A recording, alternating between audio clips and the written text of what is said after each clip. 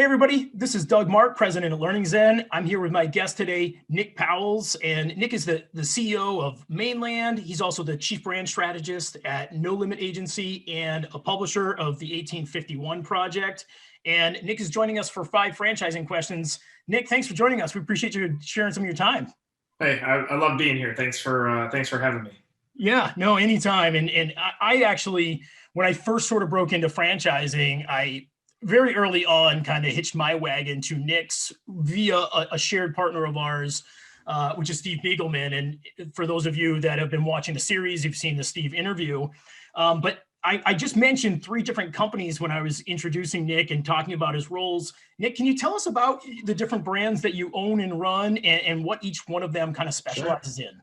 Yeah, I mean, you make me sound like a serial entrepreneur when you say 3 businesses, and maybe I am insane. That's comment 1. And comment 2, I don't want to let it go by that you just referred to the Steve video, that you basically just called Steve Biegelman a franchise influencer, and I want to call that out because first name only video just got referenced. So there's that. Okay, so the 3 businesses. I start with No Limit. It was No Limit Media Consulting. We called it Media Consulting because we wanted to be a true consultant to the media. When I was a journalist, I hated publicists. They drove me nuts. So when I went to the dark side, because I wanted to do what pretty much every journalist wanted to do, is make more money, I took a different approach. So my approach with the media was, let's give true stories. I don't want to give you the $500 donation to charity. I want to give you a real one.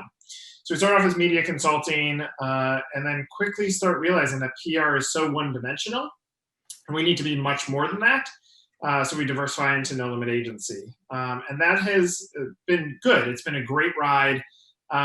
But as we moved into the Prudential Plaza in downtown Chicago, it overlooks the Bean, if anyone's ever been there.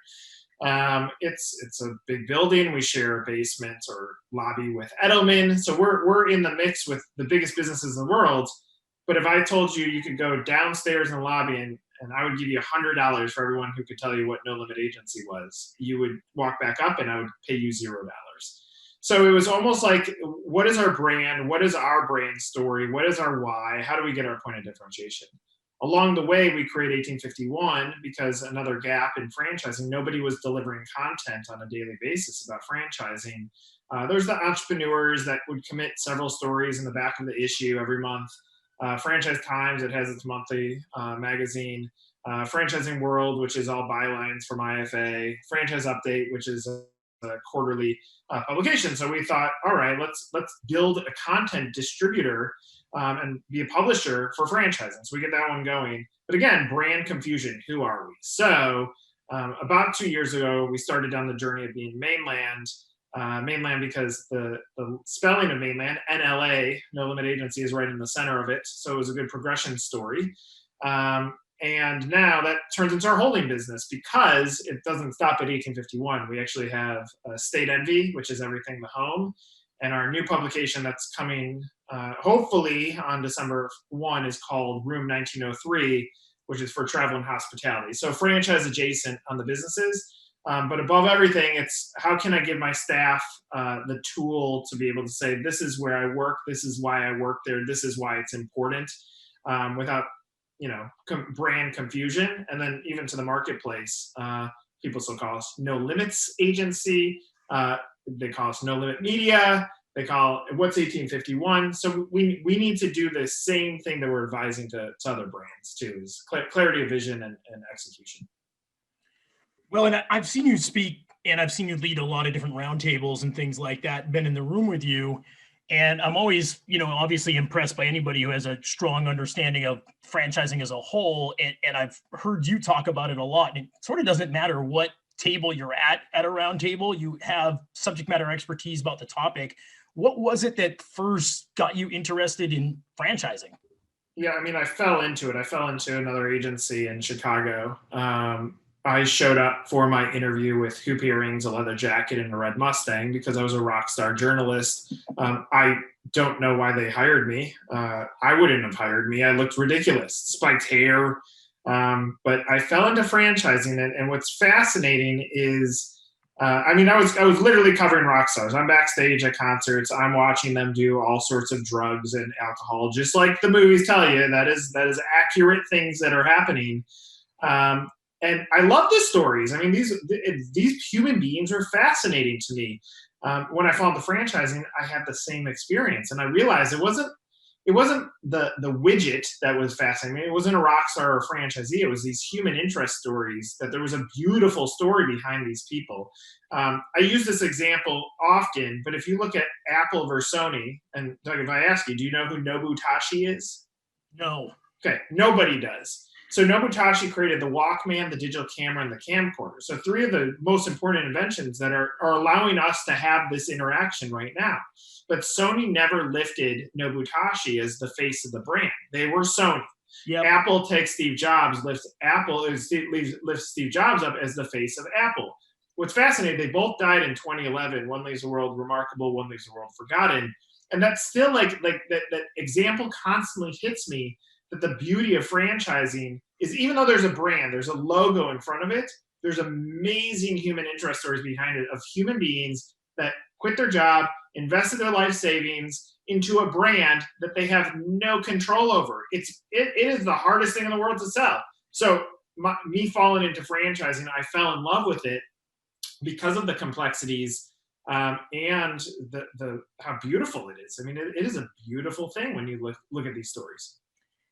Yeah, and it's interesting for me, as you know, I came in as an outsider and I didn't have a franchising background or anything. But when I went to my first IFA, I quickly realized that it's so much more than the brands and the suppliers and the advocacy groups. It's truly the people that we meet and the connections that we make, and you look forward to going to the shows, which is obviously what makes right now so hard for us, is that we interact and truly enjoy being at the shows. And I've got a question later that talks a little bit about some of the events that you've put on at the franchising events. But when we think about what we're all kind of struggling with right now, which is we're not traveling, we're not seeing as many people face to face. When you're on the road and you're traveling and you're kind of away from home and the family and stuff, are there some franchise brands that you resonate to, or that you always find yourself going to when you're on the road, because it does, either remind you of home or give you that kind of comforting feeling? I mean, that's a fascinating question. I mean, I wish there was an answer. Starbucks is non-franchise technically. I mean, they're more of a licensee model, but it has nothing to do with home. I mean, the truth is, pre-pandemic, I think the number was 23 trips that I did this year. So from January 1 to March 15th, I had 23 trips. I have not been on an airplane since. And when I would do these trips, I was very focused on quick turnaround, because I have an 8-year-old and a 5-year-old that I wanted to be home with. And I have a 53-person office in Chicago that I also felt responsible to manage. So it was a significant amount of hustle. I don't know that a brand ever made me feel comfortable, but I am, like, the truth is, I'm fascinated by all brands when I'm on the road. And if I need to say, like, my true place, the franchise that continues to make me feel comfortable, and my staff will laugh about this or joke about it. When I'm stressed, I go to Sport Clips and get the haircut, and I get the double MVP because I love the hot towel on my face and I love the back massage that comes alongside it. So I might not even need a haircut. I go get a haircut, and I happen to go to Sport Clips. That's awesome. I think, like, I've asked that question so many times of people, and I love the fact that you actually connected it to the feeling that you get at a Sports Clips.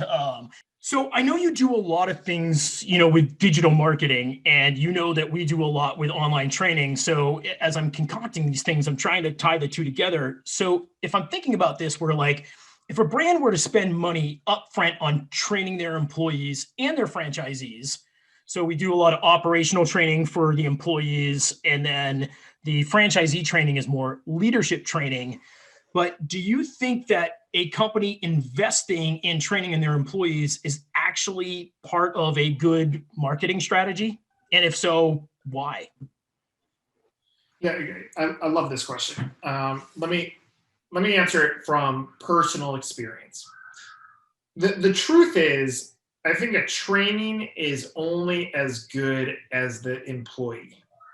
So the reality is, if you make a mistake on the hire, all the training in the world does not make that person better at their job if they don't have that inside gut check that makes them hungry to do it.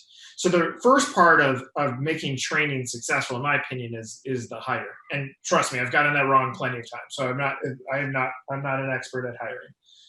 When it comes to training, though, it's fascinating to me. If in our business, I can look at how much energy and time and commitment goes into training our staff, and yet still some will say, I didn't feel like I got enough training. It's an easy thing to point to, like, I didn't get X because I didn't do Y.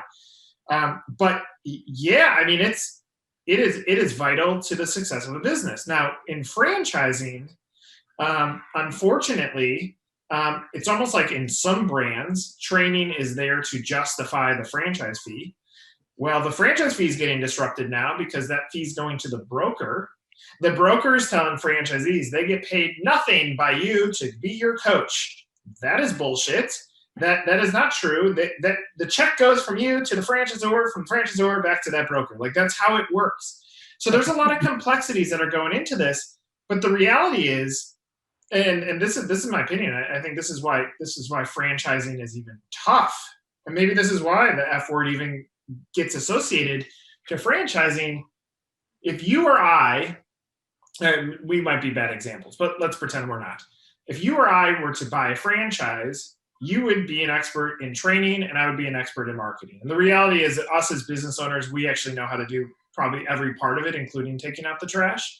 But most franchisees, they're not entrepreneurs, they're entrepreneurial. Right. And they get in there and they might have come from sales or marketing or executive leadership. And so you put them into this role and you're like, hey, dude, now you're in charge of training, labor, supply chain management, cost management, P&L management, accounting, hiring, firing, food, customer service. Like, what? So you're asking them to be an expert in 10, 15, 20 different things. That's tough. Yeah. So unless you can give some scaffolding through training modules, then that franchisee is going to have to fake it till they make it, which is going to delay the monies that are going to come in that will equal royalty. So very long-winded statement to say, I think it's vital. If you make a mistake on the selection process, it's irrelevant. Yeah, I love the answer, because I'm with you really on that hiring process and how difficult that is. I think it's one of the most difficult things any manager does is hiring that right candidate. I think it's a good example of where training can actually help your leadership team. So if we've got a training program that teaches franchisees or owners how to hire right the first time, wow, that could be a super powerful tool for them as leaders, because making the right hire is super important. And like you said, if they've got kind of a training infrastructure that's in place, it's really hard to be an expert at multiple things. And I always have people asking me to turn Learning Zen into a different product. And I'm like, no, because we do one thing and we do it really well. We really are training experts, but I'm not going to also be able to be your CRM expert and your marketing expert and all of those things. I try to just do that one thing well. But man, I'm with you on the hiring. What a great answer, and one I've never heard or expected. So that's really cool. Well, if you think about the hire too, I think unfortunately for franchise brands and most franchisees, cheap may be a cheap word to use, but cheap is the approach. And most entrepreneurs are cheap. Like, they take the cheapest approach. And what that means is you hire and you recruit out of necessity, not out of building a bench. So therefore, you're forced into quick hires that the training, you're already playing from behind, that you need to capture lightning in a bottle. So it becomes even more vital, but because you're pressure hiring and you're hiring because of an issue, it makes it really tough to get it right. Yeah, it sure does. Really well put. I know I've been asking a lot of franchising questions, but you expanded some other areas. I know real estate is one that you actually have a hand in on a daily basis, I believe. When we're thinking about sort of digital marketing as a whole and everything we're going through right now with COVID, Is there something that owners could and should be doing right now that they're not, that drives you insane? Uh, it doesn't drive me insane. It disappoints me that brands and owners don't spend the time to get the why you, why now right. Yeah. And if I could pull up most websites. I was doing a podcast earlier today, and we pulled up the Subway site, and they get it wrong. So you're talking about a 24,000 unit brand that gets Yeah. it wrong. Now they would argue we have, but Nick, we have 24,000 units. So, but especially for an emerging brand, if you don't get the foundation right and you start spending money, it doesn't work that well. That'd be kind of one. And then from the thing that really drives me bonkers, we'll say anything franchising, and frankly even home buying, the business expects A to equal B. I spent $5. What did I get? If we look at the buying behavior, that could be you or I buying the sweatshirts that we're wearing or the computers that we're using. It doesn't happen on impression 1. It might happen on impression 10 or 15. And so if we go to Google and we Google computer or Google sweatshirt at that point, Google just got credit for it, even though I might have said, man, I love that color blue. I need a sweatshirt like that. Or, wow, your camera looks so much better than mine. I need that computer. And so we discount all of the equation and we go to 1. So that drives me nuts. And then above everything, it's when I'm like, hey, franchise brands, you need deals. And they're like, give me the leads. Like, okay, so you want to talk to 100 people that are going to say no to you to get 1 deal? Come on. So I can keep shaking as much as humanly possible, but because there are suppliers that sell solutions that, in my opinion, are not solutions, I'm a solo person screaming about digital marketing and how to do it right. How much has COVID impacted what you guys do on a daily basis? Yeah, it's interesting. If we were at a franchise conference and you ask anybody how they're doing, the answer is always like, "Oh, having such an incredible year." It's like, okay, let's get honest here. COVID sucked for almost everyone. If you were direct delivery, kudos to you. You won. Yeah. So pizza, wings, way to go.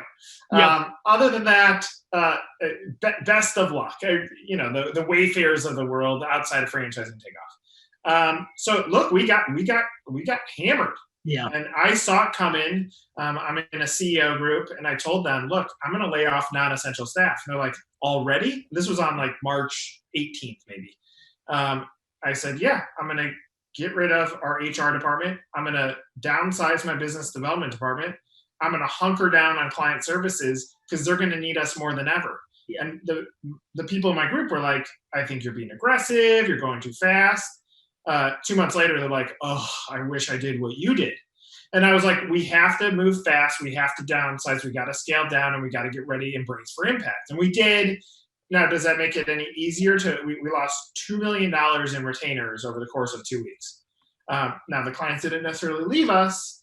Some of them changed their billing structure, but we got crushed. So from a business standpoint, we had to navigate that storm. And from that moment, from March 15th, and including now, I've been stockpiling as much cash as possible because I believe we're going to have to get through midpoint of next year at a minimum before we're in a recovery zone.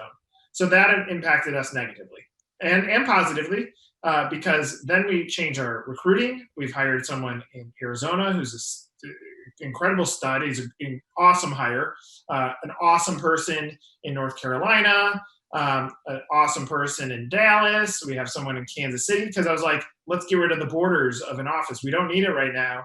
And if COVID taught us anything, life is short and every decision is short. So let's not worry about, what's going to happen to our culture when we're back in the office. Screw it. Let's go get incredible talent. So that took off.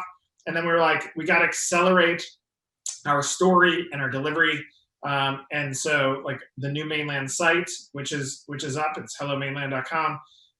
Is incredible. So a lot of good comes out of this, but a lot of people went into the fetal position and said, this sucks. I was like, hell no, this is opportunity. And that's been good for us too. Well, I think it brings up an important message to what you just talked about too, is like these business decisions that you made early on and where you decided to make your cuts. I think it's relevant to, especially for us, like the franchisor market space, because I always felt like, when you're going through something like this and a global pandemic that's impacting everyone, like it's really important that people still realize you're there and your brand is still there. And also your brand is aware of what's going on and you're not shying away from that. Here, what I always loved is you go to a website and they can tell you about how they're handling their COVID response. What are they doing for, the consumers, but also what are they doing with their staff and that story of how I'm making it more, I guess, consumer friendly. I always say that it instills consumer confidence when you hear or see that there's marketing coming out of that brand. Training kind of goes hand in hand because you're telling that same story to your staff. Do you think that that's something that, people should be doing right now, is investing in marketing, because it's so important to get your message out during this downtime about how accessible you still are?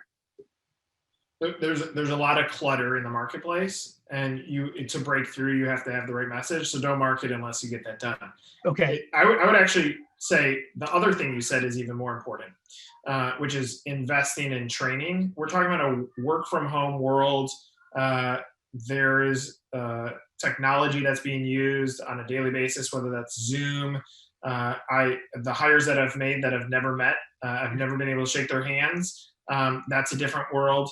And so you got to figure out how to navigate culture, and that's going to be done through training. So I actually think brands should be investing in the training side more than ever, because in my opinion, I think there's another impact coming here that, and if I'm a brand or a business, I'm planning for just as worse or double as worse as what happened in March and April in Q1 of this next year. And look, if it's not so bad, you did some great things. You increased your training. You got more return out of your investments.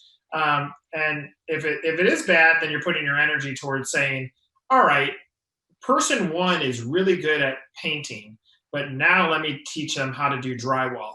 So that when shit hits the fan and you're down in labor count and you're like, who's going to fix the drywall? You just spent some time training that person on another skill set that is 1 degree separated. So above marketing right now, I would be investing in the training side. Then when you have the positioning and you have a value proposition of why you, why now, then spend money on marketing.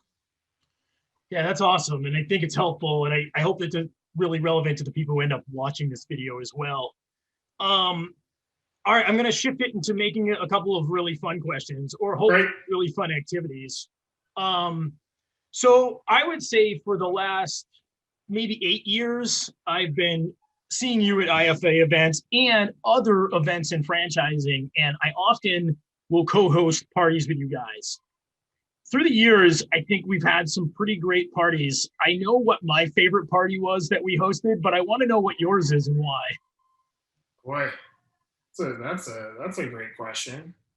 I mean, there's been some different ones. I mean, we started getting on the theme of karaoke there for a while, and I love those. I mean, 2 years ago in Vegas, when nobody was willing to sing karaoke, and I am the world's worst singer, I was like, screw all of you.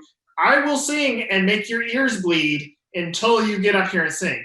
I wish it would probably take me too long to pull it up, but at that event at the House of Blues, in Vegas, Sean, who used to work for us, he's now the president at True Blue. Sean, there's someone doing karaoke, and there's a drum set in the background, and I have the video. Sean goes on stage, walks around, and not air guitar, he's air drumming behind this guy, and the manager comes over and kicks Sean out. That is by far my favorite moment that I've seen. The only thing better would have been if it was to Don't Fear the Reaper and he was airbelling airplane the cowbell, Yes. That's hilarious. I remember being at that event because, it was live rock band karaoke, that one, right? Yeah, totally. Yeah, that was really cool. And I am like the world's worst singer. I will agree to do a group song usually, but if you, at some point, I'll have to go up there and do one. I remember doing one event and we were down in we were in San Antonio, and one of my colleagues got up there and he chose to do Free Fallin', which I feel like is a great choice because everybody knows the song. It's not like you need a big range to sing that one. It was such a travesty. Oh my gosh, it was so bad. I was trying to get him to turn the microphone off, and finally we went up there and bailed him out at the end and sang with him. Well, I will tell you that my favorite party was New Orleans. When we did that party upstairs on the balcony. Do you know what happened there? I do. Well, that's what I was going to say. Like it went from being my favorite moment ever to turning dark fast. Some guy who was not even at our party, I believe. He was. He was invited? Yeah, he was with Procter and Gamble. Oh, wow. Well, that dude ruined it for all of us because he lost his mind and tossed a bottle at a police officer on a horse, I believe. You were so close. He took beads, because we have beads to toss off. He took the beads and hit the horse. Oh. And because the cop was on the horse, that is assault of a police officer. Oh my God. And then he got dragged out of our party, and he did spend the night in jail. Yeah, they don't mess around in New Orleans. Like, they're really open about everything. You just can't cross these lines that we have. And it's a pretty, loose group of police officers. They let almost everything go. So yeah, don't assault a horse that a policeman's on for sure. But wow, that was a really fun party. That was absolutely my favorite. By the way, I think you missed the biggest travesty of the San Antonio thing. I'm glad I don't remember the free falling thing, but I will never forget. Here's a Steve Eagleman story. Steve Eagleman's associated with Canine Resorts.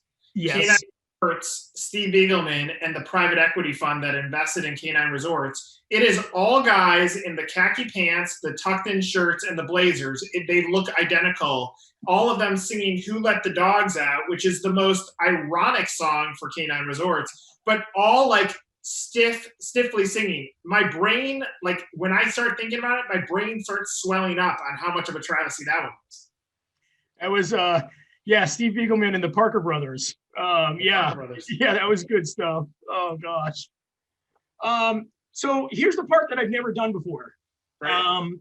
I know you do a lot of different things. I'm hoping you have a charity that you really like, because I would like to bet you $100 that I will donate to the charity of your choice if you can pick the winner in today's marble race. I love marble races. Well, then it's like coffee races or the sausage races at you are at Brewers games. Luck. Okay, so we're going to maximize this. Here's your choices. On the upper right-hand side, you have 8 marbles. This is the Flower Power Marble Race. It's only 2 minutes and 40 seconds. But you get 1 through 8. You pick the winner. I'm going to donate $100 to the charity of your choice. If you don't get a winner, I'm still going to donate to the charity, just a different amount. Number 4. 4, Blossom. Okay, we got to figure out. So 4 it's red with a little white flower on it. Okay, folks. That's beautiful. First ever marble race. Nick Powills has chosen marble number 4. And marble rally courses are not. Now we are cooking with gas. Here we go. Yes. Marble just for those in the championship. This time, 8 flower-themed marbles will take to the track. Off they go, and it's Ouroboros leading the way out on the right-hand side.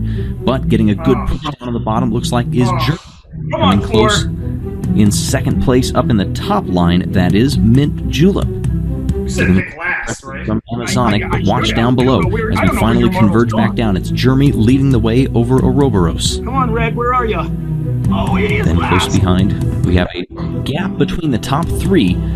And a solid push back there. Mint Julep trying to hold on to that 4th place as they bang off the walls. Mint Julep now making up a lot of ground on the bottom. Now on the right-hand side of the screen, it's still Ouroboros several lengths out. Now Mint Julep giving a lot of pressure to Jeremy, coming through the left-hand chicane, but a brief pause for that light blue marble allows Jeremy to stretch the lead back up front in 3rd place. Ouroboros trying to hold off any pressure back behind.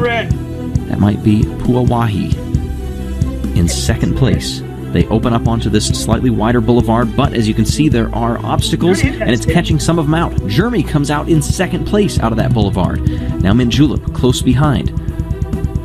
Not content with a podium finish, they bank off of that wooden railing. Is anyone going to Now let's see where they go with the split. Mint Julep hits that divider and has a little bit of difficulty, losing track with the top two. Now Jeremy closing back up hard on Ouroboros. Will he be able to track him down in these later part of the race?